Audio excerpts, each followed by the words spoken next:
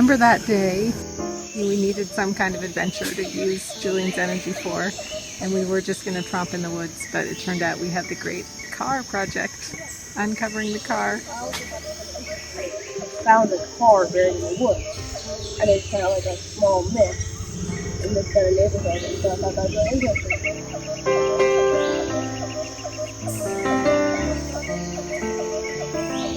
And then we found two of these, and we thought they were the headlights, and there was even like rusted bits of wire on them and stuff.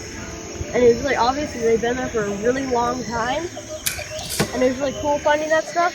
And we even peered out inside the car, and then there we found a bunch of like old rusty springs and stuff like that. And we found what would have been like